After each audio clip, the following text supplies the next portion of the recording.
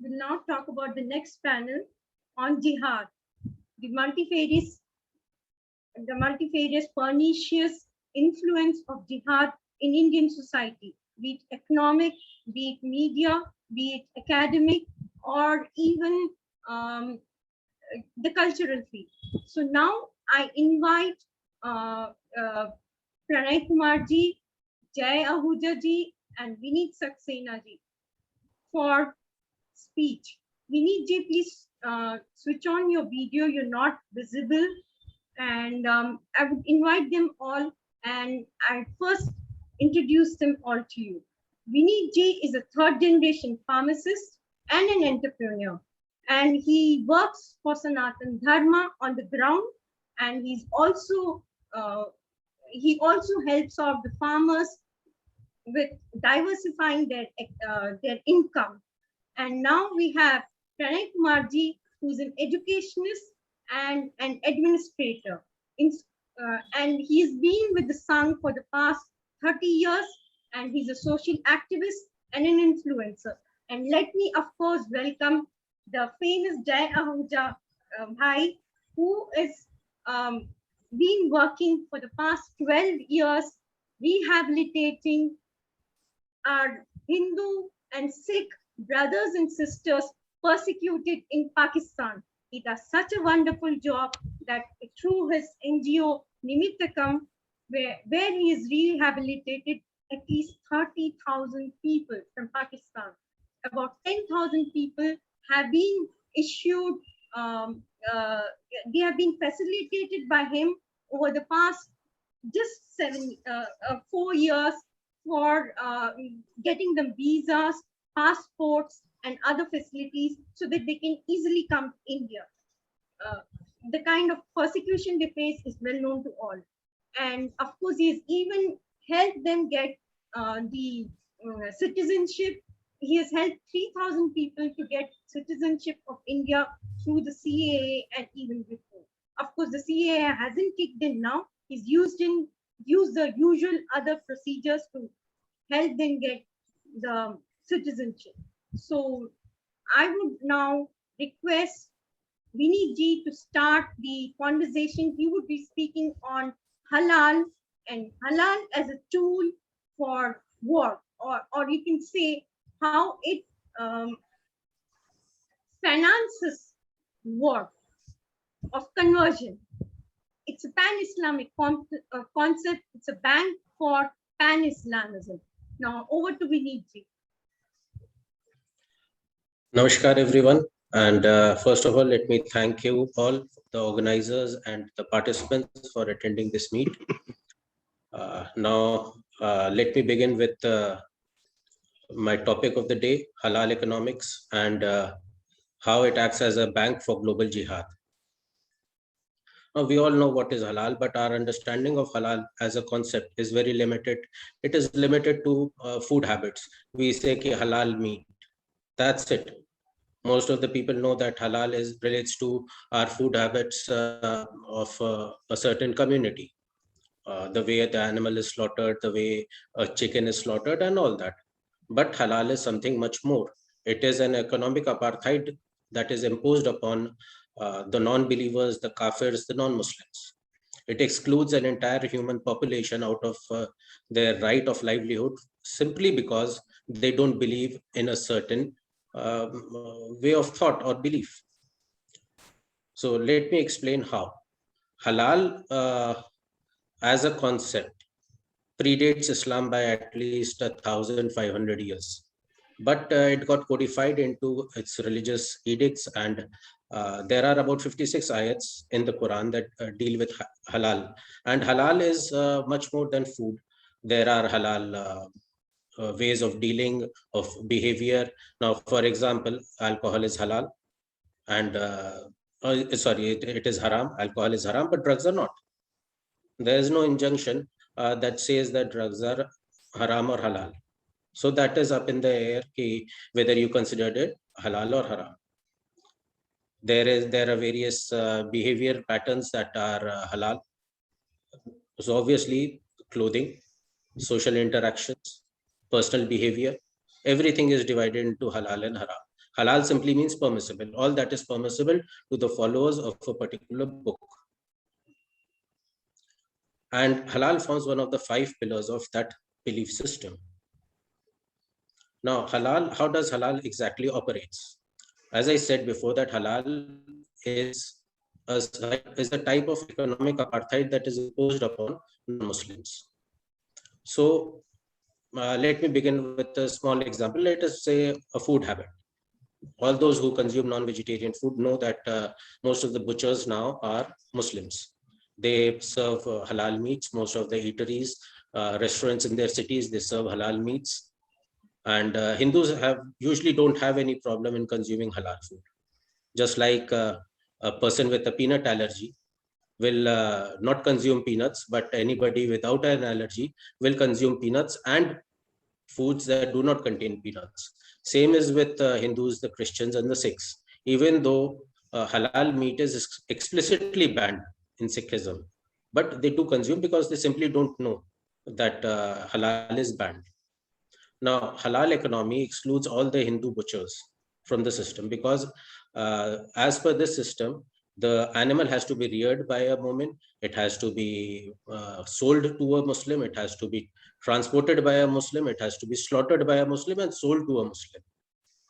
So obviously, selling to a Muslim does not meet economic sense, and it is sold to nearly everyone who consumes non-veg food. But the back end of the entire process, everybody is excluded out of the system.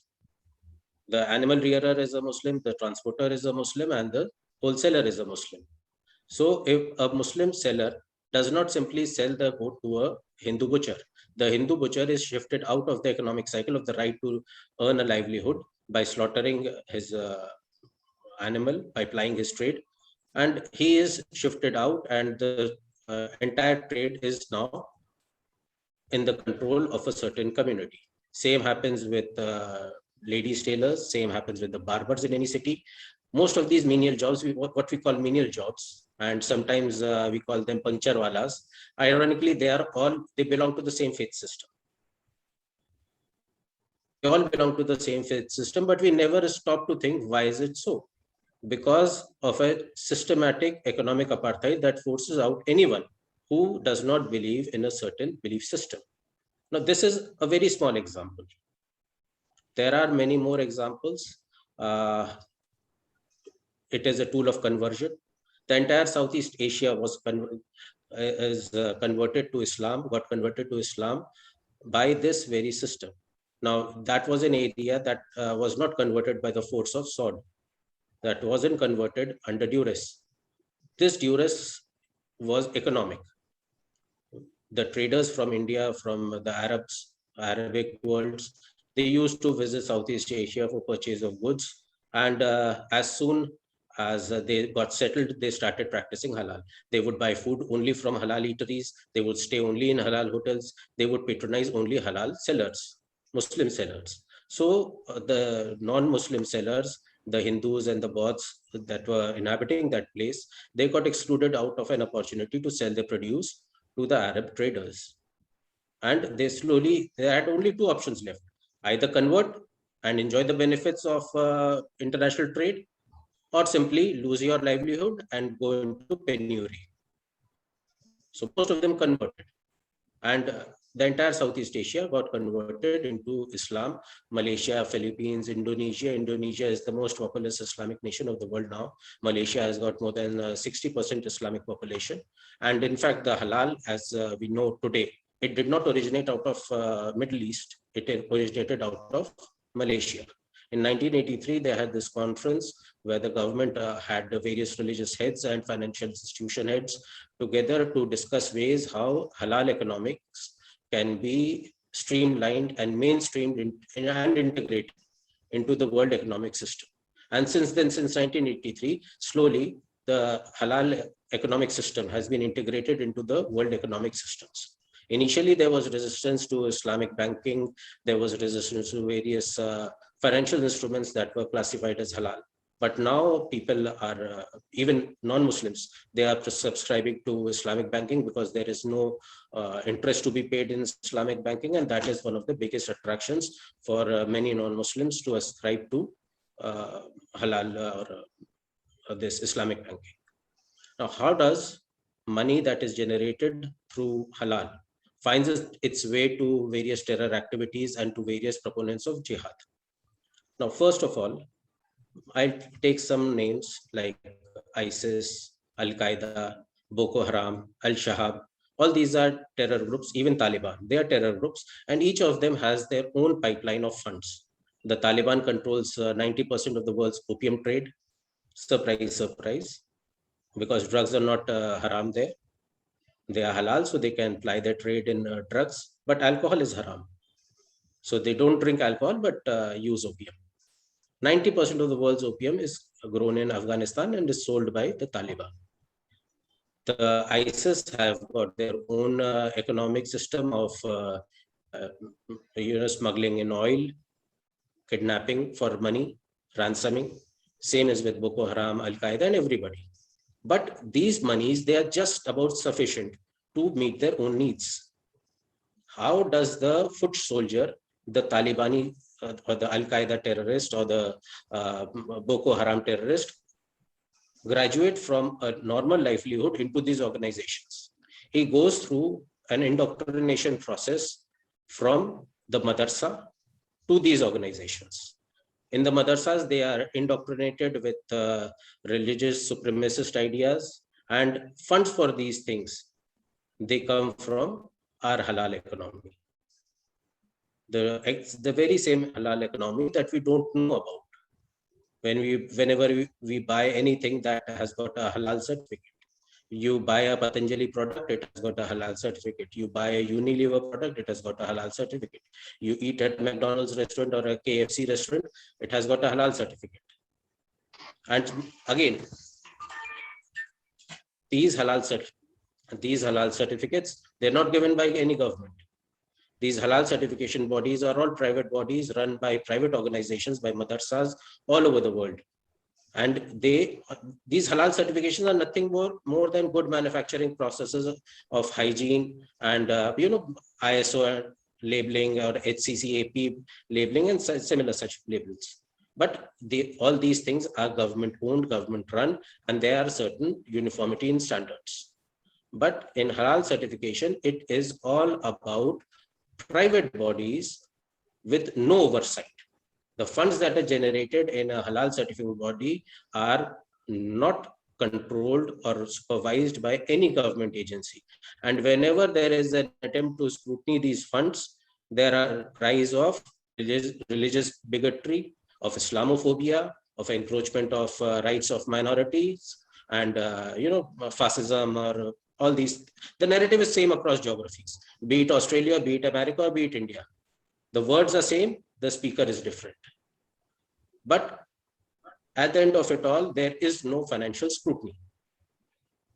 The funds that are generated from our buying of halal products, they find their way to the terrorists. Now, let me explain how.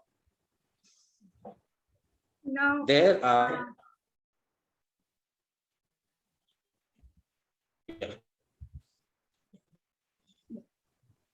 Yes, Gayatri ji.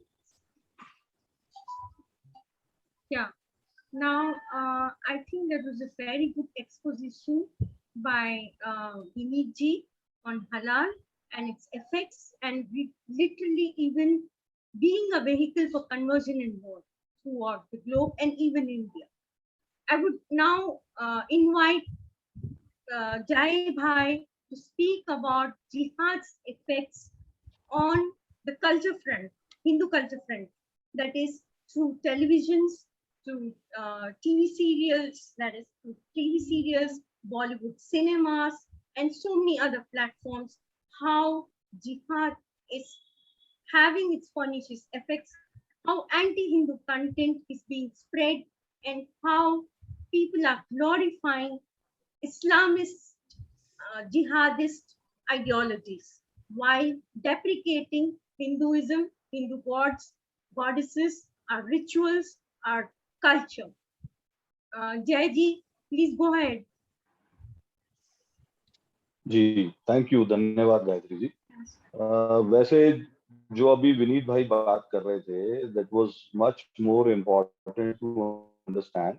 मैंने और ओमेंद्र जी ने रविरंजन जी के साथ, सरदार रविरंजन जी के साथ मिलकर के आज से लगभग 5 साल पहले हलाल के बारे में अवेयरनेस हो, इस पे काफी हम लोगों की कोशिशें शुरू हुई थी।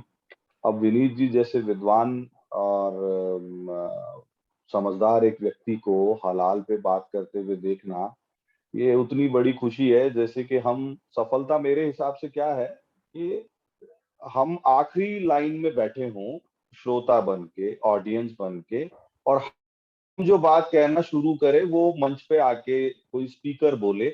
मेरे हिसाब से सफलता ये है। तो अभी विनीत जी की बात सुन के वो सफलता का मन में एहसास हो रहा है। चलिए अभी मैं उस मुद्दे पे आता हूँ।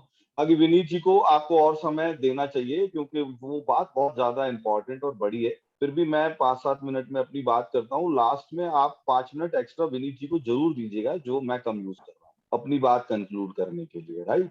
तो हम बात कर रहे हैं कल्चरल जिहाद की। सांस्कृतिक जिहाद क्या है? तो सांस्कृतिक का जो भारत में सबसे अच्छा उदाहरण हमको देखने को मिलता है, ये हम पार्टीशन के बाद की बात करते हैं, क्योंकि पार्टीशन से पहले हमारे जो पुरखे थे, भारत के किसी भी हिस्से में, अनडिवाइडेड भारत में, अविभाजित भारत में, उन्होंने अपनी संस्कृति को बचाने के लिए 1300 साल तक एक अथक लड़ाई लड़ी थी। और उन्होंने अपने धर्म को, अपने रीति रिवाजों को, अपनी व्यवस्थाओं को और अपने विश्वास को बनाए रखा। इसलिए भारत इस धरती का एकमात्र ऐसा भूभाग है जहां पे इस्लामिक आक्रांताओं के आने के बाद और लगातार बने रहने के बाद भी हम पूरी तरीके से एक इस्लामिक मुल्क में तब्दील नहीं हुए, बदले नहीं। ये एक बहुत बड़ी बात हमको समझने की है। तो जब वो वाला मॉडल, हत्या वाला, लूट वाला, डकैती वाला और इस प्रकार के बलात्कारों वाला जो एक उनका विचार था, हिंसा वाला विचार और जबरन हमारे भूभाग पे कब्जा करने वाला विचार था, वो जब सफल नहीं हुआ तो पार्टीशन हुआ। और पार्टीशन में उनको कुछ हिस्सा इस्लाम के नाम पे मिल गया, लेकिन चूंकि हदीस में 1.5 पेज लिखा हुआ है गजवाए हिंद पे, तो उनको तो पूरा चाहिए। तो पूरा चाहिए तो फिर नए सिरे से, नए तरीके से, नए विचारों में इस पे उनकी रणनीति बनी। और उस रणनीति का एक महत्वपूर्ण, एक इम्पॉर्टेंट पार्ट है कल्चरल जिहाद। तो कल्चरल जिहाद का आप समझिए, पार्टीशन हो जाता है, फिर भी दिलीप कुमार जी जैसे लोग भारत में रह जाते हैं। और उस समय समाज में इतनी चेतना थी कि यूसुफ खान को दिलीप कुमार बनकर के फिल्म इंडस्ट्री में काम करना पड़ता है। ऐसे और भी बहुत लोग हैं, मधुबाला सहित बहुत सारे हीरो हीरोइन या आर्टिस्ट ऐसे रहे जिनको ये पता था कि अब इस समाज को इस्लाम का सत्य पता है, तो हम अगर इस्लामिक नाम के साथ आते हैं तो हमारी एक्सेप्टेंस नहीं होगी सोसाइटी में। इसलिए उन्होंने अपने फॉल्स हिंदू नेम्स रख करके काम किया। और उन हिंदू नामों की मजेदार श्रृंखला अभी भी जारी है। जैसे अन्नू मलिक, नाम से आपको लगेगा कि ये तो कोई हिंदू है, लेकिन आप बायो में जाएंगे तो वो मुसलमान है। जैसे महेश भट्ट, नाम से आपको लगेगा महेश तो भगवान शिव का नाम है, पर आप बायो में जाके पूरे परिवार का बैकग्राउंड पढ़ेंगे तो वो कन्वर्टेड भाट हैं गुजरात के और वो मुसलमान है। ऐसे ही दिलीप सेन, समीर सेन। तो अभी एक कार्यक्रम के लिए मेरी उनसे भेंट हुई, तो मैंने उनसे बात की कोई भजन वजन और इस प्रकार की बातों के लिए। तो बात करते करते वो बोले कि भैया हम तो मुसलमान हो गए 7 पीढ़ी पहले, हम तो तानसेन के परिवार से आते हैं। तो मैंने बोला भाई साहब आपने नाम तो ऐसा रखा हुआ कि भाई नाम में क्या है, नाम से क्या होता है। तो ये एक पूरा एजेंडा चलाने वाले लोग हैं और कैसी बहुत बड़ी संख्या है। मतलब आप सोच नहीं सकते, भारत में पद्मश्री और पंडित लगाने वाले लोग कन्वर्टेड हैं। उनके घर में मक्का मदीना की फोटो लगी हुई है। उनका ऐसे भी लोगों से मैं मिला हूँ कि वो ये सामने आंखों में आंख डाल के कहते हैं कि भाई हमारा अल्लाह तो मक्का वाला ही है, पर हम जाति से पंडित हैं, हम इसलिए पंडित लिख रहे हैं, और हमारा नाम जो परंपरागत रूप से चला आ रहा है वो अभी भी चला आ रहा है।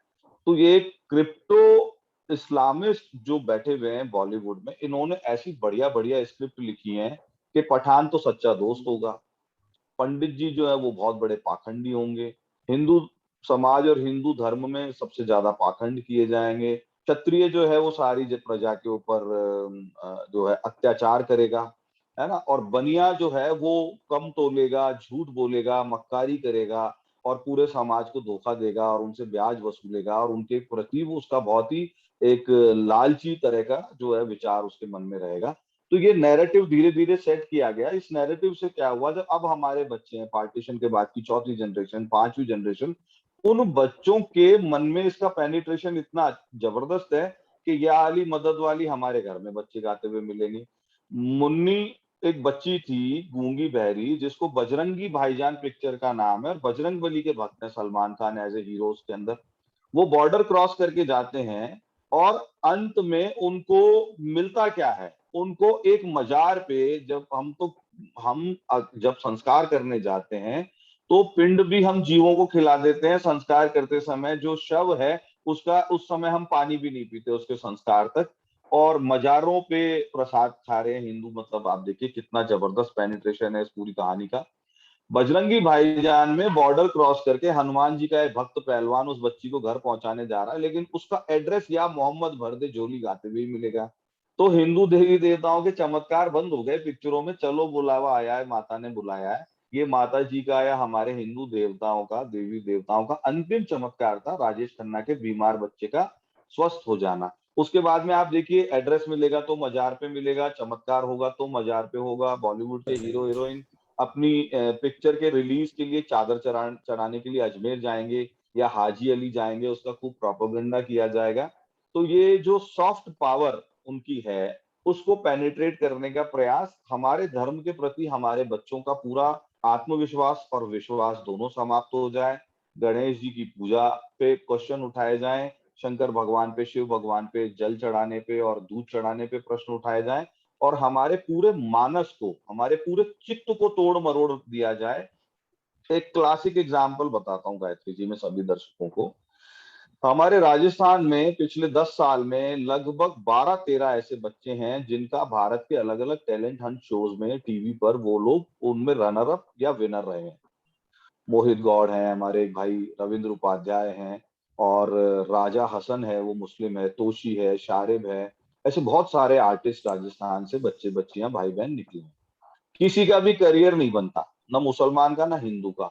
आतिफ असलम अचानक से एक दिन फोन करवा के महेश भट्ट की पिक्चर में आता है। कैसे होता है, क्योंकि मैं वीजा और पाकिस्तानी हिंदुओं पे काम करता हूँ, तो बम्बई की मैंने इस पर पूरी रिसर्च की है। बॉम्बे के किसी प्रोडक्शन हाउस का इनविटेशन जाता है, स्पॉन्सरशिप जाती है दाऊद के किसी आदमी आतिफ असलम जैसे को, और वो स्पॉन्सरशिप के बेस पे उसको बॉम्बे आने का वीजा मिलता है। बॉम्बे आने का वीजा मिलने के बाद में वो वहां से ट्रेवल करता है, दूसरे दिन बॉम्बे पहुंच जाता है, 1-2 दिन वो आराम करता है, फिर वो सीधे महेश भट्ट की या यशराज की या प्रीतम जो संगीतकार है उनकी किसी पिक्चर में गाना गाता है, और गाना गाते ही वो सुपरहिट हो जाता है। फिर वो पूरी दुनिया में ट्रैवल करता है, और पूरी दुनिया में ट्रैवल करता है तो अपनी कमाई का हिस्सा जो जकात है वो हाफिज सईद या दाऊद इब्राहिम जैसों को देता है। उसी से बम गोली बंदूक खरीदे जाते हैं, उसी से बॉम्बे अटैक जैसे हमले होते हैं, उसी से कश्मीर में और दिल्ली में संसद पे हमला होता है, उसी से हमारे सेना और हमारी जनता मारी जाती है। ये काम हम लोग करते हैं इन जिहादियों को प्रमोट करके। ये कल्चरल जिहाद का क्लासिक एग्जाम्पल है। एक बार एक टॉक में मुझे किसी ने कहा कि आहूजा जी, आप धर्म से क्यों या देश से क्यों जोड़ रहे हैं इस मामले को, ये तो कल्चरल एक्सचेंज तो दो देशों में होना चाहिए। तो मैंने बोला कि अच्छा एक काम करते हैं, हमारे यहाँ मुस्लिम कलाकार बहुत है जो बड़े टैलेंटेड है, उन बेचारों का करियर नहीं बन रहा है। ये जो पूरा एक नेक्सस बॉलीवुड में काम करता है देश को बर्बाद करने के लिए और हमारी इकोनॉमी को और सब चीजों को कंट्रोल करने के लिए, तो हम एक काम करते हैं, हम कुछ बात करते हैं पाकिस्तान के लोगों से, आप ही कर लो, आप उनकी पैरवी कर रहे हो, तरफदारी कर रहे हो, तो एक बच्चा यहाँ से पाकिस्तान भेज देते हैं, उसको बोलो कि वो स्टार बना दे। बोलो वहां कैसे स्टार बनेगा? तो मैंने कहा भैया, बड़े बुजुर्ग कह गए हमारे कि दोस्ती, संबंध, मित्रता बराबर के लोगों में होती है। एक भूखा नंगा देश जो भारत की घृणा के आधार पे बना है, और भारत की घृणा के आधार पे इंटीग्रेटेड है, एकजुट वो इसी कारण है कि वो भारत से घृणा करता है। तो उनके यहाँ कभी भी सिंध आजादी मानता है, पख्तूनिस्तान मानता है, तो वो भारत का डर दिखा के वापस सबको लाइन पे ले आते हैं। तो मैंने बोला एक देश जो आर्मी के कब्जे में है, जो भारत की घृणा के आधार पे खड़ा है, वह हमारा बच्चा जाके पाकिस्तान में मुसलमान बच्चा भी जो है वो कोई आर्टिस्ट या कोई फेमस स्टार नहीं बन सकता, लेकिन उनके हर आदमी को हम स्टार बनाएंगे। उनके आतिफ असलम के गानों पे हम करोड़ों क्लिक्स करेंगे, जिससे आतिफ असलम बहुत पैसे कमाए। और ये जो राक्षस बॉलीवुड में बैठे हैं, जो ये सीरियल्स बना रहे हैं, जो ये टीवी सीरियल्स के माध्यम से हमारे घरों को तोड़ रहे हैं, एकता कपूर जैसे लोग, हम ये सीरियल देखेंगे, हम बॉलीवुड को देखेंगे, हम अपनी हत्याओं के लिए फंड करेंगे इन जिहादियोों को, इस सांस्कृतिक जिहाद को। और सबसे बड़ा माध्यम है गायत्री जी भाषा। हिंदी में हिंदी नहीं रही, हिंदी में उर्दू आ गई। हमको ये समझना पड़ेगा कि दीपावली मुबारक नहीं होती है, दीपावली की शुभकामनाएं होती हैं। भैया जिसको ईद मुबारक करनी है वो करे ना अपने घर में जाके ईद मुबारक। हमारे रीति रिवाज, हमारे संस्कार शुभकामनाओं से, मंगल कामनाओं से जुड़े हुए। तो ये जो शब्दावली है इसका भी बहुत महत्वपूर्ण योगदान है। हमारे शब्दों में भी बहुत सारे उर्दू अंदर आ गई है। हमको धीरे धीरे चुन चुन करके एक एक शब्द को बाहर करना पड़ेगा, हमारी शब्दावली को शुद्ध करना पड़ेगा। और ये सांस्कृतिक जिहाद का जो पूरा मॉडल है, सास बहू और साजिश वाला, ये हमारे घरों को तोड़ रहा है। ये हमारी न्यूक्लियर फैमिलीज में पति पत्नी के बीच में झगड़े करवा रहा है। ये हमारे पूरे समाज को नष्ट कर रहा है। ये हमारी बच्चे बच्चियों में जो विचार डाल रहा है, तो वो सीरियल्स देख के जब घरों में झगड़े होते हैं तो बच्चा एक ही बात बोलता है कि मम्मी पापा आप लोगों की नहीं आपस में बनती है तो marriage is not a good idea, I will live alone, मैं तो शादी ही नहीं करूंगा या मैं तो कभी शादी ही नहीं करूंगी। ऐसा कैसा हम समाज बना रहे हैं। हमारा भारत का जो सर्वश्रेष्ठ चीज थी वो हिंदू अनडिवाइडेड फैमिली, संयुक्त हिंदू परिवार, जो हमारी सबसे बड़ी क्षमता थी। तो कोई भी 100 जनों का परिवार होता था और उसमें 6 दिन के बच्चे से लेकर के 90 वर्ष के बाबा तक के सब लोग हुआ करते थे। और ऐसे परिवारों का क्या हाल, कैसे क्राइसिस मैनेजमेंट होता था कि घर के किसी एक सदस्य को कोई कठिनाई हो गई तो पूरा परिवार उसको डांटता तो था कि तुमने गलती करी, ऐसा किया, लेकिन पहले उसको बचाता था। पहले उसको हाथ पकड़ के उसको बेल आउट करते थे, उसकी प्रॉब्लम सॉल्व करते थे। और जब इन्वेंशंस हुए, जब ये आक्रांता लोग आए, तो घर के युवा सदस्य तो रह गए फ्रंट पे अपनी आर्मी की मदद करने के लिए, और घर के बुजुर्ग सदस्य और घर के महिलाएं और घर के बच्चे और घर के प्रौढ़, वो सब मिलके डीप इंटीरियर फॉरेस्ट में जाकर के छुप जाया करते थे। इस तरीके से भारत आज का भारत है, इस तरीके से भारत एक हिंदू भारत है। तो हमारे युवाओं ने बलिदान दिए और उन्होंने हिंदू अनडिवाइडेड फैमिली ने एक इकोसिस्टम बनाया कि बुरे से बुरे समय पर भी वो अपने परिवारों को बचा पाए, बेल आउट कर पाए और रक्षा कर पाए। वो सारी व्यवस्था नष्ट भ्रष्ट हो गई। अब न्यूक्लियर फैमिली में पति पत्नी, एक बच्चा है, 2 बच्चा है, उन 3 लोगों की भी आपस में बात नहीं हो रही है, उन 3 लोगों की भी आपस में बन नहीं रही है। तो ये कल्चरल जिहाद का जो आइडिया था ये पेनिट्रेट होके हमारे घरों में घुस गया है। और इस्लाम की ताकत है उनकी आज भी इंटीग्रेटेड फैमिलीज। एक आदमी, उसके 8 बच्चे, उसकी पत्नी, वो दुख में सुख में, अच्छे में बुरे में साथ में बैठे हुए हैं। हमारे यहाँ पति पत्नी 2 लोगों के बीच में नहीं बन रही है, भाई भाई आपस में बात नहीं कर रहे हैं। तो वो कम से कम हम फिजिकल इंटीग्रेशन परिवार का एक छत के नीचे नहीं कर सके, तो हम सबका प्रयास होना चाहिए कि वार त्योहार पे, सुख दुख में, अच्छे बुरे में, वीकेंड्स पे, परिवार में जितने सारे बच्चे हैं वो किसी एक घर में इकट्ठे हों, जितने सारे बड़े हैं वो किसी एक घर में इकट्ठे हों, और उनका ऐसा सिंक्रोनाइजेशन रहे, उनकी ऐसे आपस में समझ रहे, इतना प्रेम रहे उन बच्चों में, अगली पीढ़ी में और पुरानी पीढ़ी में भी, कि वो लोग जीवन में एक दूसरे की असेट बने, जीवन में एक दूसरे के लिए साथ खड़े रहें सुख में दुख में।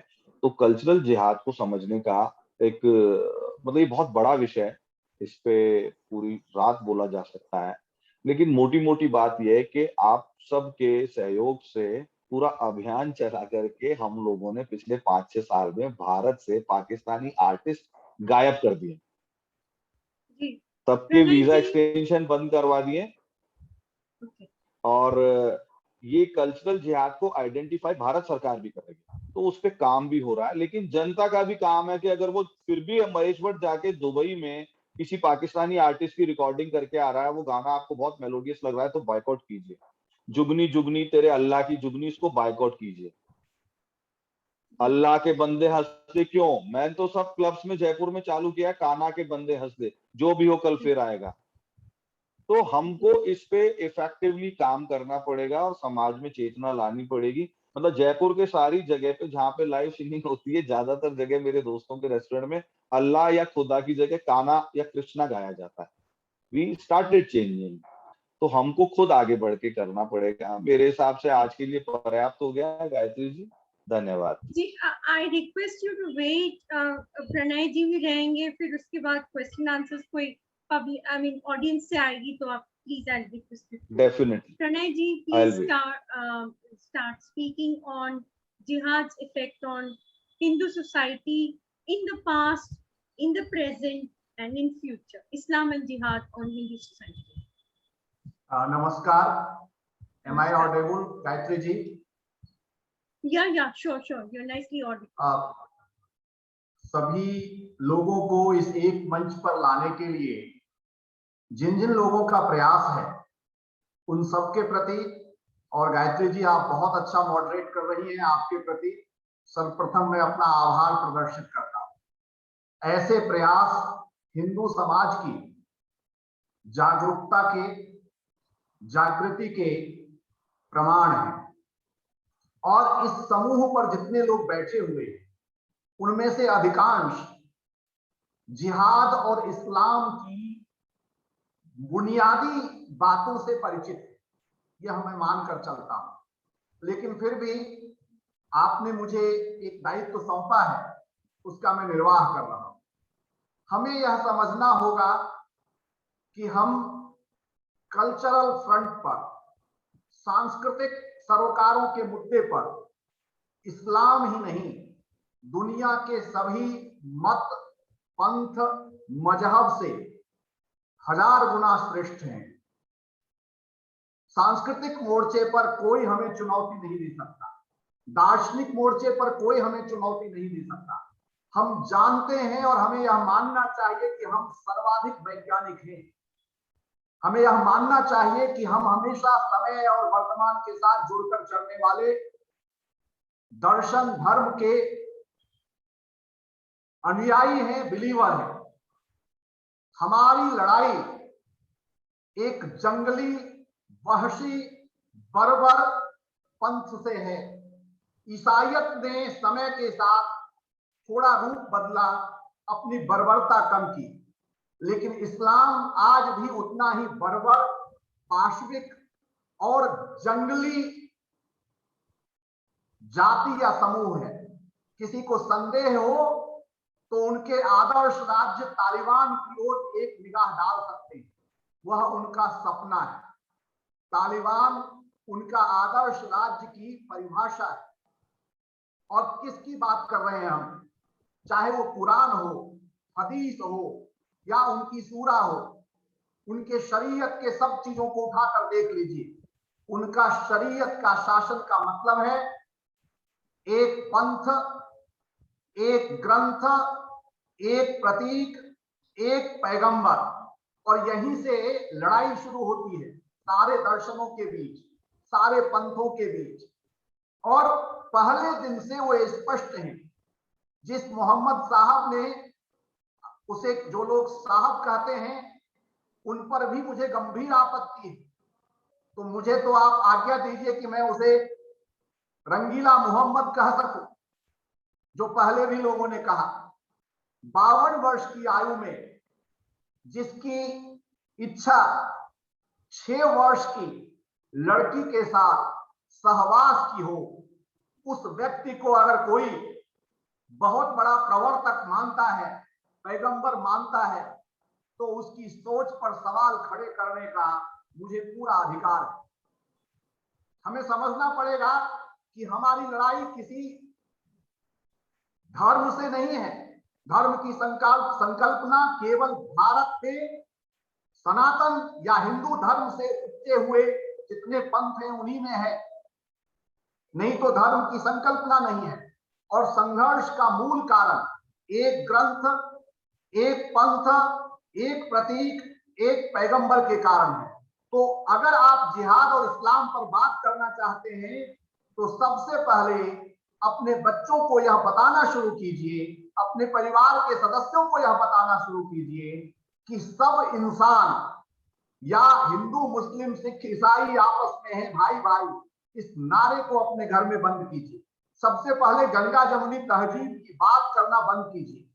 कोई सबसे पहले सामासिक संस्कृति की बात करने वालों को जवाब दीजिए, भारत की संस्कृति सामासिक नहीं है, भारत की तहजीब गंगा जमुनी नहीं है। गंगा भी हमारी है और जमुना भी हमारी है। यहां से लड़ाई शुरू होगी। और जिहाद की पूरी संकल्पना मोहम्मद साहब ने कुरान में, हदीस में और सूरा में दी हुई है। और वो जिहाद धर्म युद्ध नहीं है, उस जिहाद को सरल भाषा में यह समझिए कि वह जिहाद जो गैर मुस्लिम है उसको जबरदस्ती छल से, प्रपंच से, युद्ध से डराकर धमकाकर साजिश के अंतर्गत मुसलमान बनाने की है। और जिहाद से उपजा हुआ ही मत है गजवाए हिंद। प्रारंभ से उनके पास आप अगर कल्पना करें तो जो जन्नत की कल्पना करते हैं, अगर विचार करें तो वो जन्नत की जो उनकी कल्पनाएं हैं उसको भारत में ईश्वर ने, प्रकृति ने शुरू से दे रखी है। वो जन्नत में क्या कल्पना करते हैं? जन्नत में ये कल्पना करते हैं कि यहाँ इस दुनिया में शराब पर पाबंदी होगी, लेकिन जन्नत में शराब का दरिया बहेगा, अंगूर खाने को मिलेंगे, बड़े बढ़िया रसीले आम खाने को मिलेंगे। तो वे लोग हैं जिनको अपने यहाँ ये उपलब्ध नहीं था। लेकिन भारत यह शस्य श्यामला धरती है, 6 ऋतुएं हैं, सब प्रकार के धन धान्य से परिपूर्ण धरती है। तो शुरू से ही, प्रारंभ से ही मोहम्मद ने अपने समय से ही गजवाए हिंद का सपना और आदर्श उनको दिया है। और इस गजवाए हिंद का जरिया है उनका जिहाद। मैंने कुछ बातें लिखी हैं जिहाद और इस्लाम पर। गायत्री जी ने मुझे कहा कि इतिहास, वर्तमान और भविष्य तीनों की तस्वीर में पेश करूं, चित्र में प्रस्तुत करूं। तो आप सब जानते हैं कि मोहम्मद ने अपने समय में इस्लाम को एक मजबूत राजनीतिक शक्ति के रूप में स्थापित करने का प्रयास किया था। मोहम्मद को आप एक कबीला के नेता या राजनीतिक प्रवर्तक के रूप में स्थान दे सकते हैं। और मोहम्मद के बाद उसके सभी अनुयायियों ने इसी दिशा में आगे बढ़ने का काम किया। मोहम्मद के जितने अनुयायी थे सबका इतिहास देख लीजिए। अभी आहूजा जी ने एक सकारात्मक संदेश में, मैं जहां तक नाम याद कर रहा हूं आहूजा जी ही थे, एक सकारात्मक संदेश के रूप में मुसलमानों के परिवार में जो एका है उसकी बात की। अब मुझे उनकी आज्ञा चाहिए। वो एका कृत्रिम है, वो एका क्षणिक है। मोहम्मद ने ऐसे विचार दिए हैं पूरी दुनिया को कि वो हमेशा लड़ते रहेंगे, दूसरों से नहीं तो आपस में लड़ते रहेंगे। आपस में जब एक होंगे तो दूसरों से लड़ते रहेंगे। पूरी दुनिया के लिए असभ्य जाति है ये, इनको किसी के साथ समन्वय स्थापित करने की बात नहीं कही। मोहम्मद के जितने अनुयायी थे सबका जीवन उठाकर देखिए, उसमें केवल अनैतिकता दिखेगी। आप केवल अनैतिकता, अपने लिए कुर्बानी। लेकिन हर एक ने अपनी भांजी से, अपनी भतीजी से, जो बचपन में उनका नारा बांधते थे उनसे विवाह किया है, दैहिक संबंध बनाए। कोई नैतिकता नहीं है उस समाज से। और हमारी आपकी लड़ाई ऐसे ही अनैतिक बर्बर पाशविक जाति से। ये अपने बच्चों को समझाइए, ये परिवार को समझाइए स्पष्ट शब्दों में, कोई गोल मटोल बात मत कीजिए। और इतिहास गायत्री जी, हम आप सब जानते हैं मोहम्मद बिन कासिम 100 साल भी नहीं हुए थे मोहम्मद को गए हुए। उसके 100 साल के भीतर उसने गजवाए हिंद का सपना लेकर भारत के सिंध प्रांत पर हमला किया।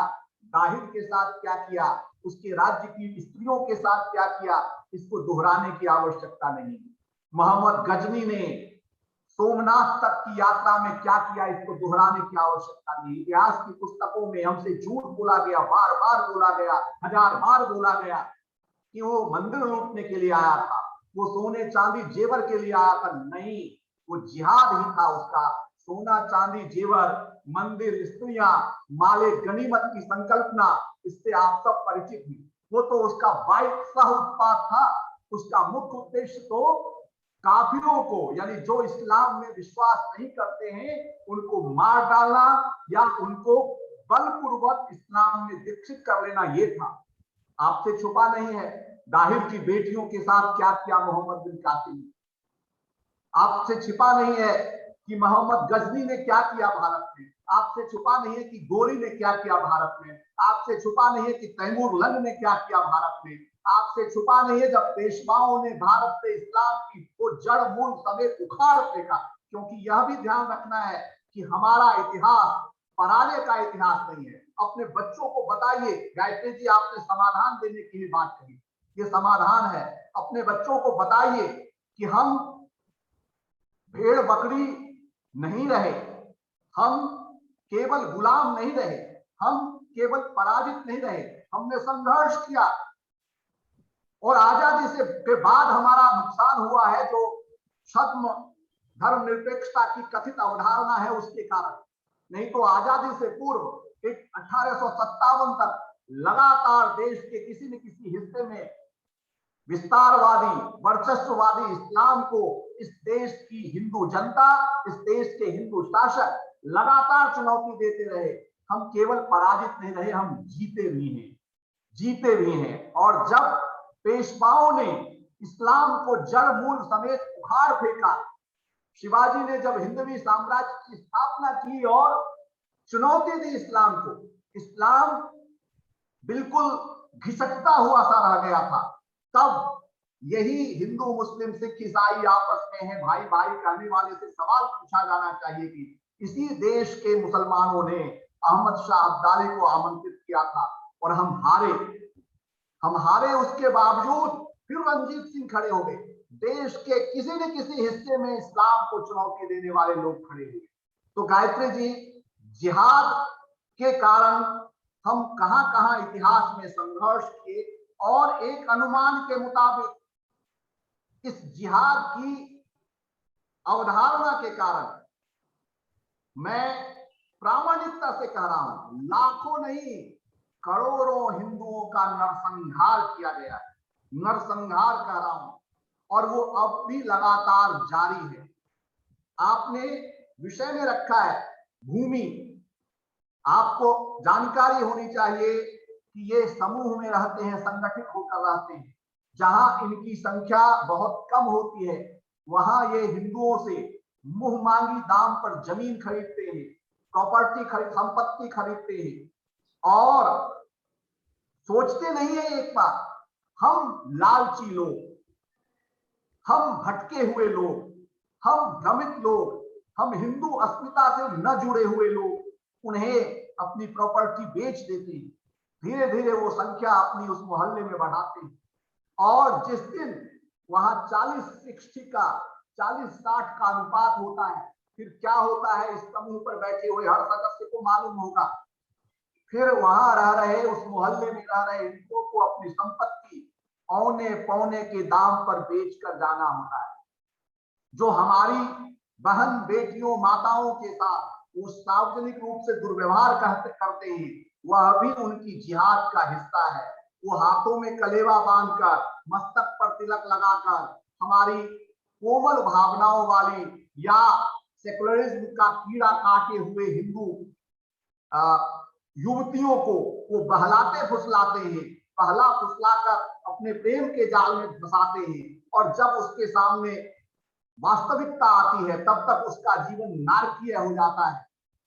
हमें इस स्थिति के लिए भी तैयार होना चाहिए कि अगर साल भर बाद, 2 साल बाद, 4 साल बाद कोई हिंदू युवती जो उनके प्रेम जाल में फंस गई थी, उनके प्रति हमको प्रतिशोध का भाव नहीं रखना है। उन्हें अपनाने को स्वीकार करने के लिए एक समाज में बोध होना चाहिए, स्वीकृति होनी चाहिए, तभी जाकर स्थितियां सामान्य होंगी।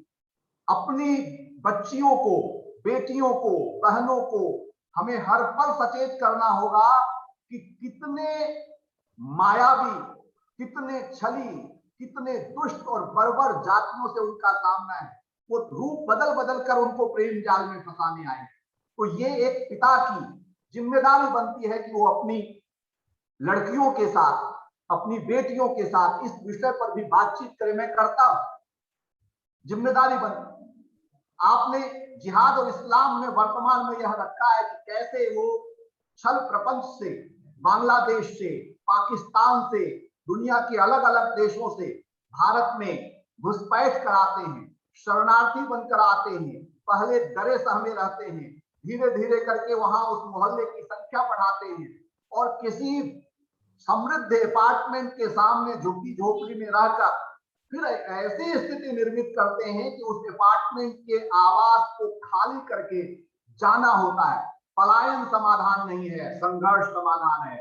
हम कहां कहां से भागेंगे, कहां कहां से भागेंगे? कश्मीर से भागे, पूरे देश में विस्थापित होकर रह गए, शरणार्थी बनकर रह गए। नारकीय जिंदगी जी रहे हैं। पश्चिमी उत्तर प्रदेश के कुछ जिलों से भागे, कहां जाएंगे? तो लड़ना पड़ेगा। आज पश्चिम बंगाल की स्थिति आप में से किसी से छुपी हुई नहीं है। जिहाद की अवधारणा के कारण पश्चिम बंगाल गजवाए हिंद का दूसरा रूप हो रहा है। गायत्री जी, आपने मुझे जो समय दिया है, और कितना मिनट आप दे रही हैं मुझे? जी, एक्चुअली कंक्लूड करूं, इतना समय है? जी, एक्चुअली या आप करिए। I would request the audience to place their questions on the chat box so that we can put the questions out to our guests and then they will answer the questions. Thank you. तो मैं केवल समस्या का पक्ष नहीं रख रहा हूं, समाधान प्रस्तुत कर रहा हूं। पलायन समाधान नहीं है, हर एक को लड़ना होगा।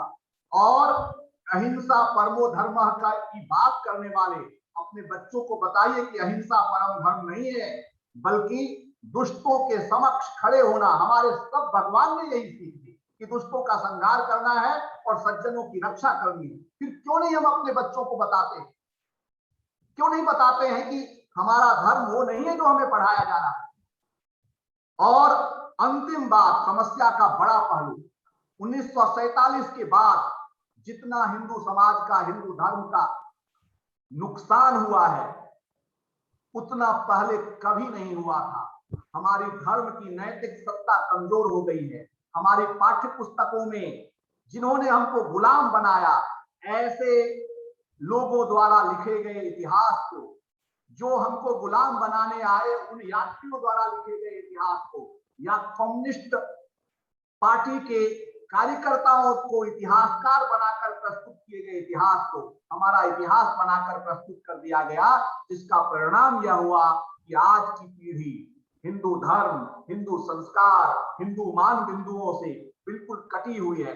इतनी कि हम में से यहाँ इस समूह पर बैठे हुए जो लोग हैं, वे भी अपने घर में हिंदू शब्द का प्रयोग करने में संकोच करते हैं, उसका समानार्थी शब्द ढूंढते हैं।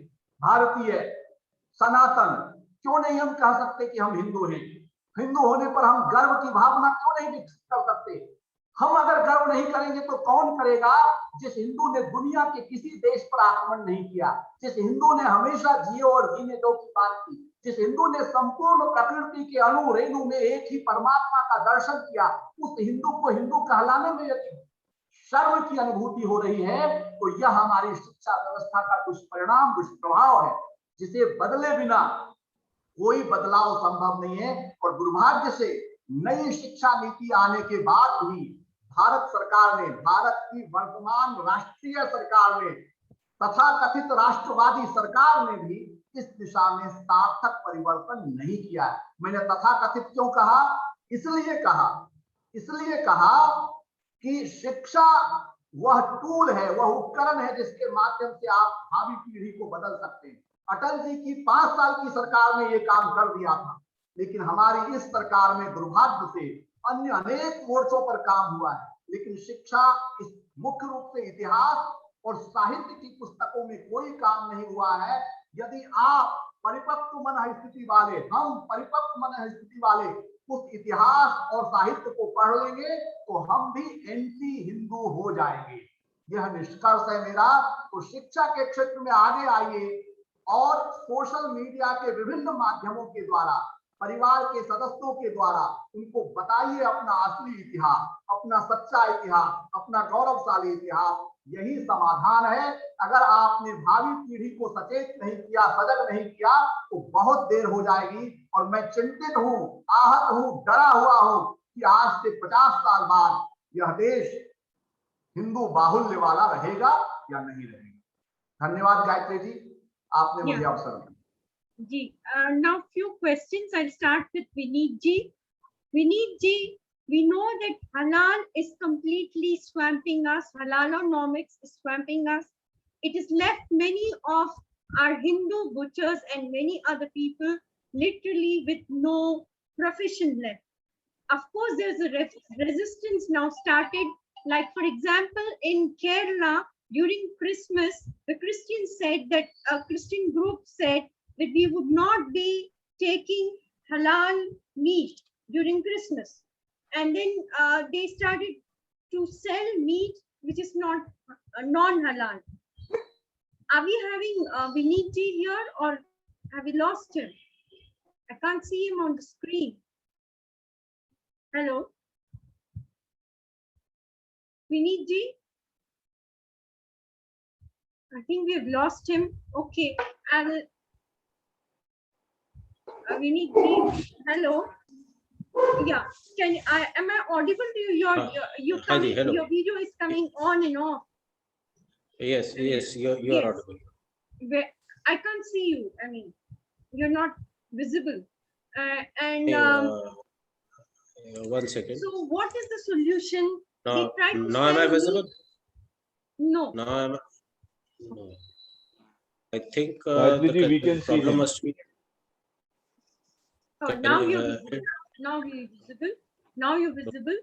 I wanted to know that in Kerala, now this year, they had started, even Hindus had started. There's a group of Hindus in Kerala who had started to sell meat, a whole chain of meat system from the butcher till the retailer to sell jhatka meat. So, and they put a board saying that it's jhatka meat, so that people are aware of it. Viniti, I think again we have lost you. I wanted to ask you whether something can be drawn up. Can we have some sattvic or halal, like can we sort of publicize people, make people aware of it, that people should demand jhatka meat and not halal meat. This is the non-vegetarians. And also halal is a very, you can see from the point of animal rights, it's a very cruel process. The animal is killed very slowly. It is the blood is let out very slowly. It's a very slow, painful death for the animal. So it will be going through a process of lot of agony and pain. And such a meat is certainly not very good for the health either. So, Viniti, are you there? Can you answer my question? Yes, fact is, first of all, let me, am I audible? You're audible now. Yeah. You're also visible and audible. Yeah. So first of all, let me make this clear that halal is not simply limited to meat or how an animal is butchered. It is a very comprehensive economic ideology that is a tool of not only waging war, but it is a tool that funds war. And as for your question regarding the butchers, without creating an entire ecosystem where the animal is reared by Hindus, where it is transported and sold to Hindus, and then slaughtered by Hindu butchers, without creating that entire ecosystem, you cannot counter an economic ideology. We have to do that. Now, some people have started jhatka shops and there's jhatka certification. But again, this is a very limited response because you are addressing only one aspect of the halal economy. You are addressing the aspect of food. Jhatka is not a comprehensive economic ideology. It is a food habit. It is a food certification where you certify whether the animal has been killed in a more humane way or not. That's it. But it is not an economic ideology that would address the challenge posed by halal. So as if a challenge is bigger than the reply won't be sufficient. A Jhatka certification authority is a timely intervention, but it is a small patch on a torn cloth. And for other products, we can have sattvic certifications too, to sort of make people buy sattvic products. Yeah. Yes, you can, but why go that way? In my view, if you simply do not buy products that are halal, that should be enough. Because buying a halal product, you fund jihad against yourself. By not buying it, you discredit the entire ecosystem. Why would you like to, go and stay in a halal hotel or get treated in a halal hospital? Why would you like to eat an ice cream that is halal? Or why would you like to use a cosmetic that is halal? Stop doing that, and that ideology is defeated. Yes, You're Yeah. right that we should first stop using halal products. I'm also thinking ahead, can we have Satvik products so that a part of that money can go for rehabilitation and taking care of Hindu society. Exactly. Poor, Yeah. I mean, some kind of Yes, system. We can come up with something like that. you can. In the You private can, but sector. that would be like reinventing the wheel. When we have already got systems that we can always rely on, we should start doing that instead of trying to reinvent the wheel and creating an alternate certification bodies. Because again, as I said, halal is not simply certification; it is an economic system. Either create an entire economic system to counter that ideology, or use the tools that are already available with us.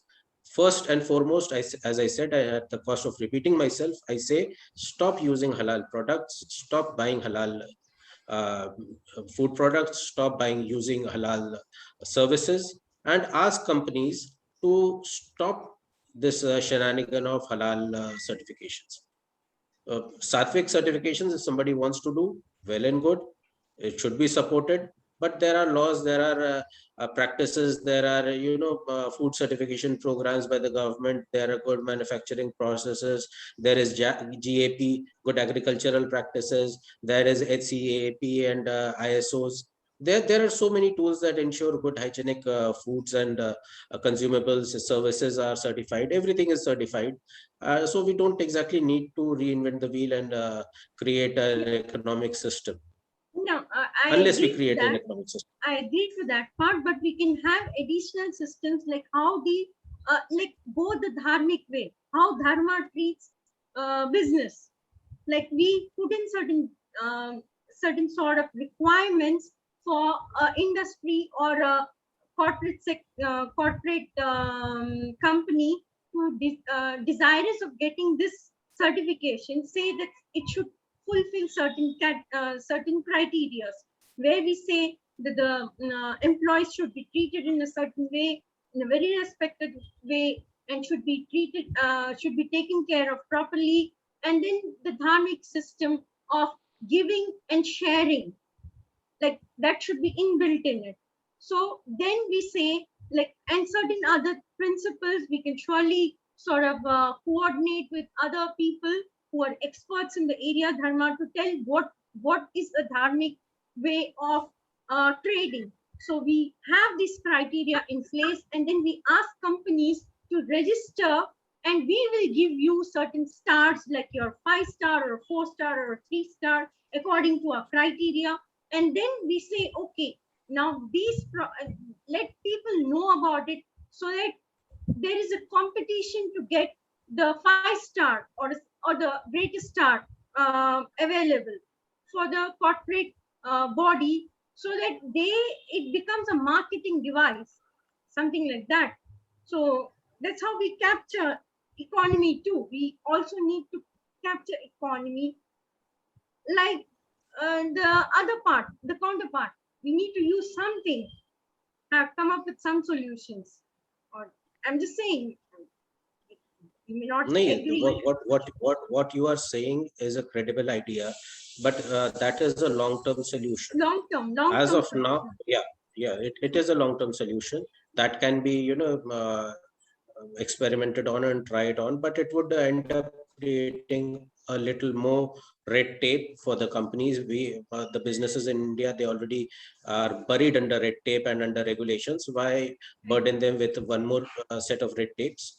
But understand this, as I had tried to expound on this factor of halal economics, that how does that money first, before you address a problem, you have to understand the problem. And the problem is that how does when you buy when let us say Baba Ramdev gets a halal certification, or a Unilever gets a halal certification, how does that fund terrorism?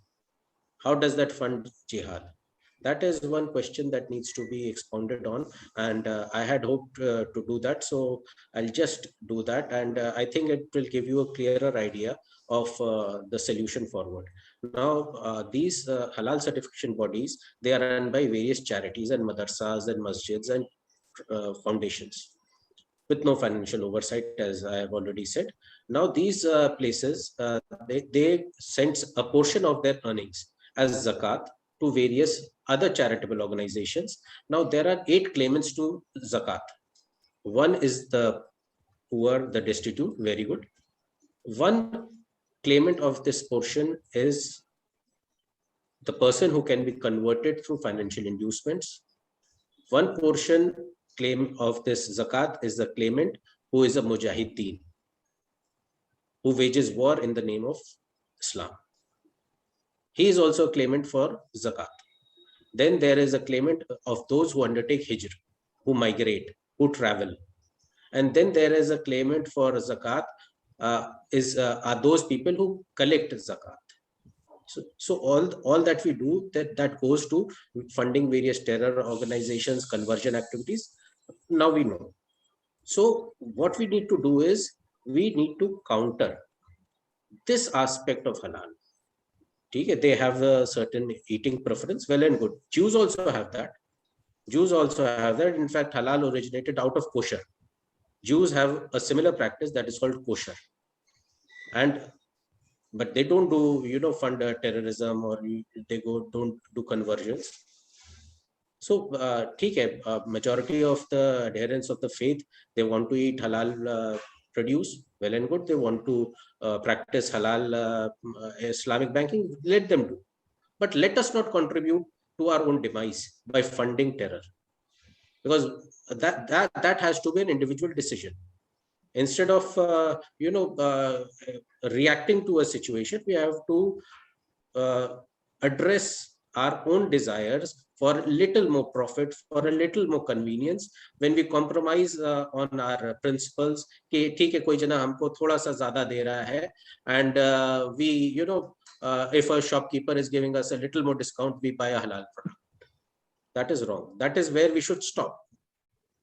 And the red tape, the various certifications, that is a long-term solution that requires ample administrative framework, that requires religious sanction, that requires training of the enforcers. Yeah. So that is a work in progress, and maybe in another 20 years, we might see that. But as of now, let us all make it a point that we should not contribute to our own demise by purchasing anything that is halal. It is jizya. It's actually jizya. Yeah, in a way, own demolition. Yes, exactly. Yeah, exactly. Yes. Very well said, Gayatri ji. Very well said. Jizya. Yeah, So, this is a form of jizya that we pay. That is, we are helping sharpen the sword that is going to cut off our necks tomorrow. Yeah, Ahuja ji, Jay bhai, can you tell us कि इसे हम कैसे counter कर सकते हैं? जैसे आपने तो बहुत सारे हमें चीजें बताई कि कैसे हम ये टीवी सीरियल्स का प्रभाव हम कैसे कम कर सके. हमारे अपने भी एंटरटेनमेंट सोर्सेज रहने चाहिए जहां हिंदूज आर प्रमोटेड, जहां प्रो हिंदू स्टफ. अब एक नई पिक्चर आई है जो कन्वर्जन पे एक नई रिलीज होने वाली है. It's a new venture. It's talking about sex जिहाद. लाइक कैसे वो इंटरेक्ट करते हैं, लड़कियों को फंसाते हैं, पहले हिंदू बन के फंसाते हैं, फिर बाद में वो फंसाने के बाद वो अपना मुसलमान चेहरा दिखाते हैं, फिर उसके बाद उसको कन्वर्ट करते हैं, उसकी शादी करा देते हैं, फिर then literally she gets into many of them are not even, there is no love in it, so I call it sex jihad and no love in it. It's not right to call it love jihad either, and it's rather a sex slavery jihad, because वो उसको फिर बहुत सारे बार तो उसे prostitution और वैसे areas में खींचा जाता है. They even sent to Syria. We have come across in Kerala ऐसे बहुत सारे cases हुए हैं जहाँ पर एक लड़कियों को, स्कूल कॉलेज जाने वाली लड़कियों को उन्होंने इंट्रैप किया है और उनको आईसिस भी भेजा. तो how to counter this, जय भाई? जी, इसका सबसे अच्छा तरीका ये है कि हम अपने बच्चियों को जो इस तरीके की वर्सेस हैं वो उनके खुद के फोन से गूगल करवा के उनको डेटा शेयर करके, मतलब मैं अपने 10,000 दोस्त और उनके बच्चे बच्चियों के फोन में कुरान की ऐप डाउनलोड करा चुका हूँ, जिस लैंग्वेज में उनको सूटेबल है उस लैंग्वेज में। Like my friends they all are Hindi medium, तो वो हिंदी की कुरान पढ़ते हैं अपने फोन में। बच्चियां इंग्लिश मीडियम के हैं, उनको हमने इंग्लिश की कुरान डाउनलोड कराई है, उनको वर्सेस की लिस्ट दी है, उनको बोला आप वेरीफाई करो। So chapter 2 verse 223 is straight mandate for love jihad और सेक्स जिहाद, व्हाटएवर वी कैन से। तो एक तो ये है एजुकेशन, मतलब हमको अपने धर्म की शिक्षा के साथ में जो हमारे सामने चुनौती बन के खड़े हैं, उनकी विचारधारा भी अपने समाज को, अपने बच्चों को बतानी चाहिए। जैसा प्रणय भाई कह रहे थे कि सच बोलना पड़ेगा अपने बच्चों से, अपने परिवार से, अपने लोगों से। अपने को इस गार्बेज को कारपेट के नीचे दबा के छुपाना नहीं है, एक दिन ये पूरे घर को सड़ा देगा, बदबू कर देगा पूरे घर में, तो दुर्गंध आएगी। इसलिए हमको अपने बच्चों को सच बताना है। और बॉलीवुड को तो हम सबक सिखाना सीख रहे हैं धीरे धीरे। अभी एक बैंक है एयू स्मॉल फाइनेंस बैंक, सुशील अग्रवाल जी का, उन्होंने आमिर खान को अपना ब्रांड एम्बेसडर लिया है। तो उस बैंक में मेरे एक दोस्त हैं, वो सीनियर पोजीशन पे हैं, तो मैंने उनको बोला भाई ये क्या किया? बोला we are in serious trouble. जब से ये कैंपेन चलाया तो कुछ 30 करोड़ रुपए का डिपॉजिट जो था हमारे पास में एफडीज के तौर पे, वो सारा हमारा लोगों ने विड्रॉ कर लिया। अकाउंट तेजी से बंद हो रहे हैं और लोग कह रहे हैं भैया आमिर खान ही चला लेगा तुम्हारा बिजनेस, हम नहीं करेंगे तुम्हारे बैंक के साथ में कोई भी deal. That much of awareness is needed, it is this is time, मतलब नीड ऑफ आवर। ये इस समय की सबसे बड़ी मांग है। तो समाज मुखर होकर रिटेलिएट करे, एक उपभोक्ता के तौर पे हम इन सब चीजों को बायकॉट करें, बहिष्कार करें इन पिक्चरों को। फिर जो आपने बात कहा कि हमारे गौरव पे बात होनी चाहिए, तो ओमेंद्र भाई साहब और हम लोग मिलकर के, हमारी रिसर्च टीम, विजयदशमी पर हमारी पहली किताब आ रही है, महाराणा 1000 साल का धर्म युद्ध, मेवाड़ कुल के ऊपर, मेवाड़ के जो सिसोदिया कुल है। मैं बात भी कर रहा हूँ गायत्री जी तो ये गूजबम्स हो जाते हैं। हम जी रहे हैं महाराणा प्रताप को। तो अब हमको कोई फाइनेंसर नहीं मिल रहा है महाराणा प्रताप के ऊपर एक रियल टाइम मूवी बनाने के लिए, क्योंकि महाराणा प्रताप जीत नहीं थे। महाराणा प्रताप ने 6 साल बाद ही दिवेर में ऐसा भीषण संग्राम किया था, जहां बहलोल खां के घोड़े में 2 टुकड़े कर दिए थे, जहां पे 90% मेवाड़ को मुक्त करा लिया था 4 दिन में। उस युद्ध को कर्नल टॉड ने लिखा है मैराथन ऑफ मेवाड़। 4 दिन तक अलग अलग किलों को लगातार जीतते गए और चित्तौड़ के अलावा 90% मेवाड़ महाराणा प्रताप ने मुक्त करा लिया। तो ऐसी अद्भुत कथाएं हमारे पास में हैं, ऐसे अद्भुत शूरवीर योद्धा हमारे पास में हैं। आप महाराणा सांगा को पढ़े, जैसे मैं राजस्थान में रहता हूं तो मुझे इस बारे में जानकारी है। तो ऐसे आसाम में भी युद्ध हुए, ऐसे उड़ीसा में भी युद्ध हुए, ऐसे दक्षिण भारत में भी युद्ध हुए इन राक्षसों के विरुद्ध। तो उन सारी बातों को, बाजीराव पेशवा को एक बॉलीवुड ने क्या किया हमारे एक हीरो के साथ, 40 वर्ष की उम्र में 40 युद्ध जीते हुए अविजित विजेता को एक फैनेटिक प्रेमी बता दिया, जबकि मस्तानी के साथ में उनके बच्चों ने कुछ भी बुरा नहीं किया था। मस्तानी की कब्र सह सम्मान महाराजा सूरजमल के आशीर्वाद से आज भी सुरक्षित भरतपुर में है। उन्होंने अपने छोटे भाई को जो है शमशेर को, जिसको उन ब्राह्मणों ने स्वीकार नहीं किया हिंदू के रूप में, जिसका नाम बाजीराव ने कृष्णा रखा था जन्म के समय, ये बात सही है, शमशेर को बांदा का राजा बना दिया। आज भी शमशेर का परिवार उत्तर प्रदेश में बांदा में वहां के नवाब के तौर पर रह रहा है। और उन्होंने बाजीराव, जो मूवी आई थी बाजीराव मस्तानी, उसका खंडन किया कि हमारी बड़ी माँ मस्तानी के साथ में कुछ भी बुरा नहीं। तो ये सत्य बताने का समय है। हम अपने शूरवीर योद्धाओं का सत्य बताएंगे, हम उन पे पुस्तकें लिखेंगे, हम उन पे ओटीटी प्लेटफॉर्म्स पे जाएंगे। तो जो लोग हमारे बॉलीवुड से जुड़े हुए हैं उनको हम इतना लाचार कर देंगे, इतना मजबूर कर देंगे कि महेश भट्ट को झक मार के अच्छी पिक्चरें बनानी पड़े। आमिर खान का कैरियर हम खत्म कर देंगे, शाहरुख खान का कैरियर हम खत्म कर देंगे। सलमान खान ने एक रात में 9 ट्वीट किए थे। अब वो मोदी जी के साथ कितनी भी पतंग उड़ा ले, उसको याकूब मेमन पसंद था, उसने ये बता दिया, तो अब हम सलमान खान की दुकान नहीं चलने देंगे। ये रिटेलिएशन, उपभोक्ता के पास बड़ी क्षमता है, पावर है। मेरे बच्चे शाहरुख खान, सलमान खान, आमिर खान की कोई भी मूवी नहीं देखते हैं, महेश भट्ट की कोई भी मूवी नहीं देखते हैं। मेरे परिवार में एकता कपूर के सीरियलों को देखना सबने बंद कर दिया है। ये करना पड़ेगा, ये करना पड़ेगा, उसके उससे ही समाधान निकलेगा। जो अभी बात बार बार मेरे भाई प्रणय जी कह रहे थे कि पहला पहला कदम, पहला जो हमारा प्रामाणिक कार्य है वो उपभोक्ता के रूप में इनसे दूरी बनाना है। और उपभोक्ता के रूप में अगर हमने दूरी बना ली तो हम सब कुछ कर सकते हैं। अभी एक एम्पायर करके वेब सीरीज आई है जिसमें बाबर का महिमा मंडन हो रहा है, उस राक्षस का महिमा मंडन, और भारत के लोग देख रहे हैं। अभी एक भाई राजेश जी इस पे लिख रहे थे, गायत्री जी, की मैं आपकी ओटीटी के मामले में मदद कर सकता हूँ। तो राजेश जी, हम बात करते हैं महाराणा सांगा के ऊपर कुछ करके देखते हैं, महाराणा कुंभा पे कुछ करके देखते हैं, बाजीराव पेशवा पे कुछ करके देखते हैं। बहुत सारा रिसर्च चल रहा है। और ये बात विनीत जी अभी जो बोल रहे थे वो सही कह रहे थे, उपभोक्ता के रूप में दूरी बनानी पड़ेगी। और प्रणय जी जो एक बात कह रहे थे कि भाई हमको भारत के इतिहास को बदलने के लिए, जो सही इतिहास, बदलना नहीं, सही इतिहास लिखवाने के लिए प्रेशर ग्रुप के रूप में काम करना पड़ेगा। तो मैं लगातार इस विषय पे काम कर रहा हूँ। और मैं आपको बताऊं, अपने नीरज अत्री जी को और धर्मेंद्र प्रधान जी का मैं बहुत जल्दी भेंट करवाने वाला हूँ, जो अब हमारे एचआरडी मिनिस्टर हैं, विद्यार्थी परिषद से, एबीपी से निकले हैं। मैं भी एबीपी का एलुमनाई हूँ, मेरे उनसे संपर्क है। तो हम 10 दिशाओं में लड़ाई लड़ेंगे, हम 10 दिशाओं में युद्ध लड़के जीतेंगे। और अभी एक भाई कह रहे हैं महेश भट्ट की पिक्चर बैन होनी चाहिए। भाई साहब, बैन हो या नहीं हो, आप देखना बंद कर दो ना।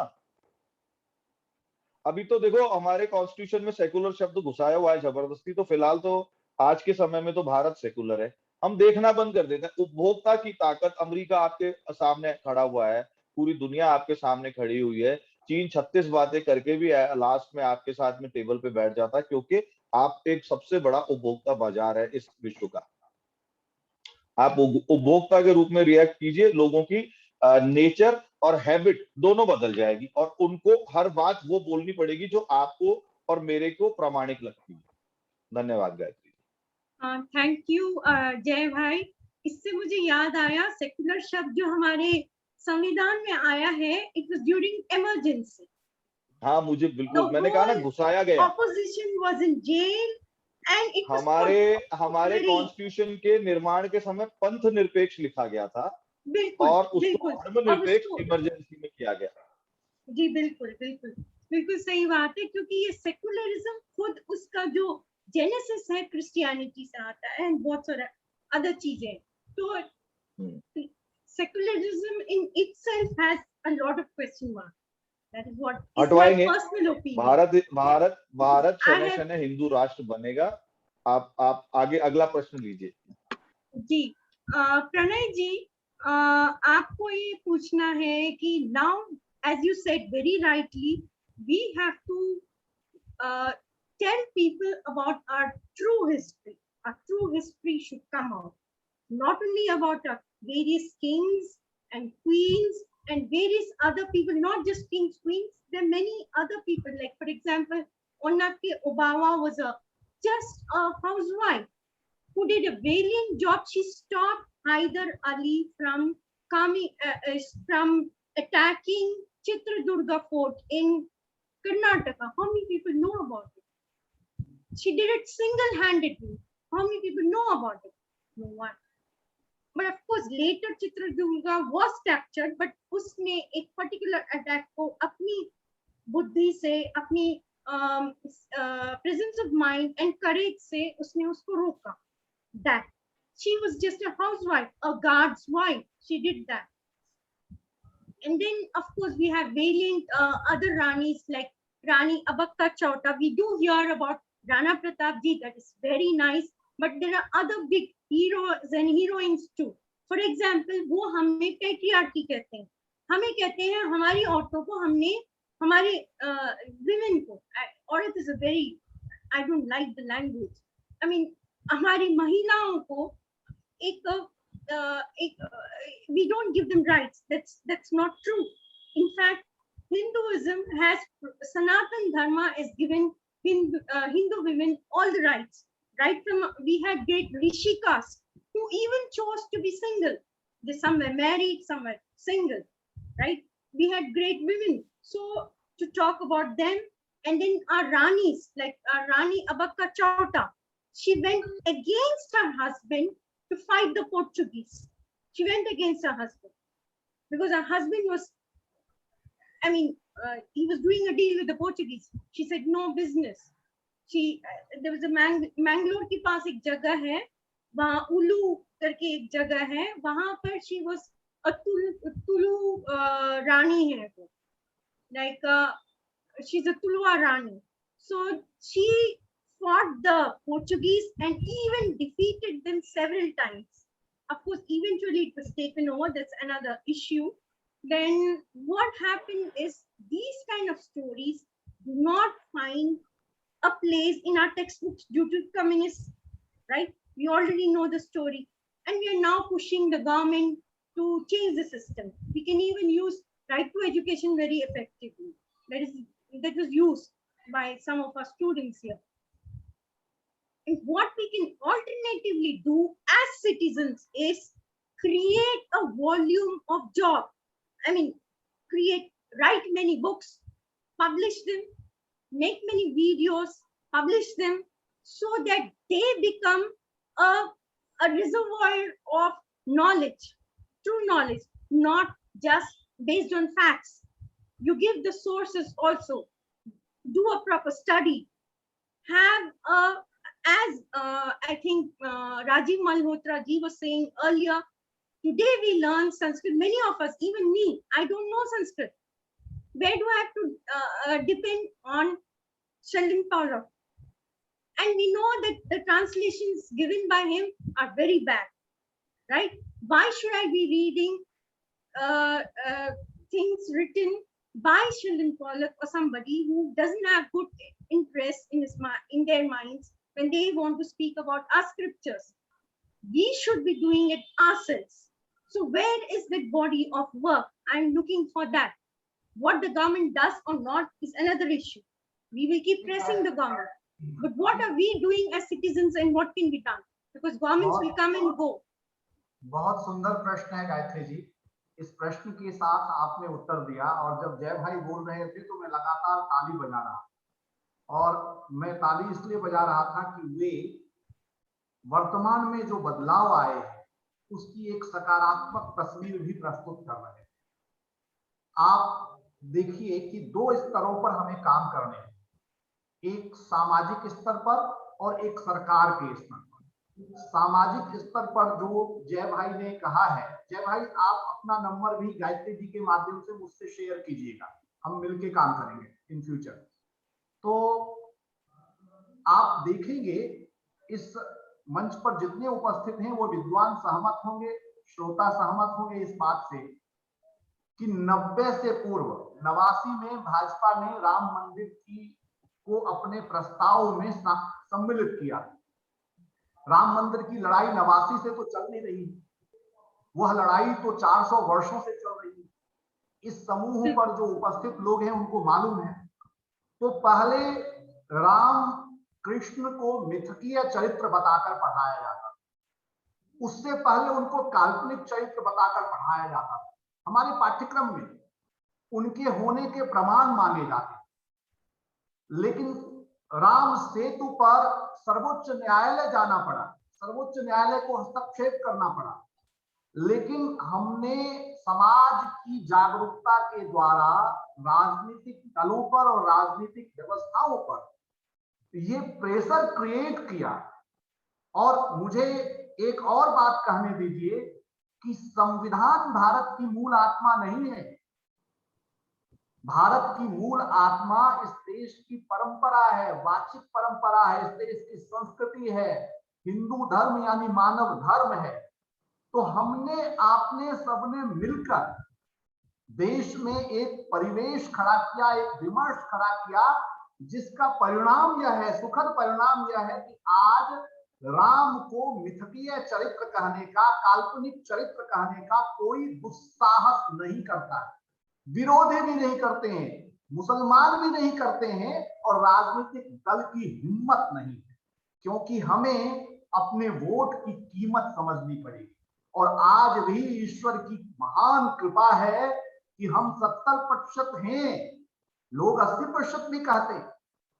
तो हमें अपनी ताकत को समझना होगा और समाज में जागरूकता लाने के लिए क्या क्या कर सकते हैं, कुछ उदाहरण दे रहा हूं। पाठ्यक्रम को भूल जाइए, पाठ्यक्रम इसके बाद आएंगे। सरकार के स्तर पर जो प्रयत्न होने हैं इसके बाद आएंगे। हम सरकार पर एक बहुसंख्यक समाज के या मूल समाज के रूप में एक दबाव समूह तो बनकर खड़े हो सकते हैं। हम सबसे अधिक टैक्स पेयर हैं, सरकारों की चूल्हे हिल जाएंगी, चाहे अपने समर्थक हो या विरोधी हो। हम टैक्स पेयर हैं। यहाँ बैठे हुए तमाम जो अप्रवासी भारतीय हैं, वो कितनी बड़ी ताकत है अगर वो एक स्वर में बोले, एकजुट कर बोले कि यह इतिहास चाहिए, तो चीजें बदलेंगी। और सुनिए गायत्री जी, अभी भी सौभाग्य से कुंभ की परंपरा चल रही है, अभी भी सौभाग्य से तीर्थ स्थलों की परंपरा चल रही है, अभी भी सौभाग्य से कथाओं की परंपरा चल रही है। तो आप सारे कथाकार, सारे प्रवचनकार, कुंभ के मेले, धर्मशाला, संत, हम सब समूह बन करके पहले हम संगठित हों और संगठित होकर इन सबको संपर्क करें, इनसे संपर्क साधें और वाचिक परंपरा के द्वारा एक बड़े समूह से भी भारत का जो वास्तविक इतिहास है उसको साझा करें। आपने जिनका जिनका नाम लिया उनकी चर्चा करें, अपनी गौरवशाली परंपरा, आदर्श, मान बिंदु उन तक ले जाएं और परिवार में, हर हिंदू परिवार में भले ही 4 सदस्य हो, न्यूक्लियर फैमिली हो गया, एकल परिवार हो गया, संयुक्त परिवार में भी जो लोग जी रहे हैं, हमको अपने परिवार में अपनी नई पीढ़ी के साथ 10 से 15 मिनट अपनी गौरवशाली परंपरा, अपने सनातन इतिहास, अपने वैज्ञानिक जीवन पद्धति, इन सब पर चर्चा करनी है। उन्हें टेलीविजन के मत्थे नहीं छोड़ देना है, उन्हें सिनेमा और सीरियलों के मत्थे नहीं छोड़ देना है। आप कभी भी सीड वैल्यू ऑफ आइडिया को इग्नोर नहीं कर सकते। तो उनके दिमाग में ये बीज डालना है कि ये जो दिखाया जा रहा है इसके इतर ये कहानी है। और सौभाग्य से जनश्रुति अपने आप में इतिहास लेखन का सबसे बड़ा स्रोत होता है, इतिहास का सबसे बड़ा प्रमाण होता है। हमने वाचिक परंपरा और जनश्रुतियों के माध्यम से राम और कृष्ण के आदर्शों को जीवित रखा है। तो निराश होने की आवश्यकता नहीं है, सरकारें हमारी सुनेंगी यदि हम हिंदू समाज के रूप में संगठित हों। जितने भी सार्वजनिक स्तर पर कार्यक्रम होते हैं उसमें ऐसे इतिहास की चर्चाओं को भी सम्मिलित करें। जय भाई ने अभी महाराणा प्रताप की बात की, आज लगभग पूरा देश मान चुका है। देखिए कितना बड़ा बदलाव है। यह चित्र दे रहा हूं कि महाराणा प्रताप ने अकबर को नाकों माने दांतों चने चबा दिए, अकबर को लगभग पस्त कर दिया था। ये बात मान चुका है। आज पूरा देश ये मान चुका है कि अकबर की तुलना में महाराणा प्रताप अधिक महान थे। इतिहास की तमाम पुस्तकों के बावजूद मान चुका है, झूठे इतिहास के बावजूद मान चुका है। तो ये सकारात्मक चित्र रखकर हमको सार्वजनिक सभाओं में ऐसी चर्चा करनी है, कथाओं में ऐसी चर्चा करनी है, कुंभ मेलों में ऐसी चर्चा करनी है। हर जगह हमको इस विमर्श को खड़ा करना है। और जो हमारा एक यूनिट अभी टूटा नहीं है पूरी तरीके से, वो परिवार है। उस परिवार नाम की इकाई में जरूर आधा घंटा निकालना है, जहां अपनी संस्कृति, अपनी परंपरा, अपने मान बिंदु, अपने आदर्श आप भोजन करते हुए चर्चा करें।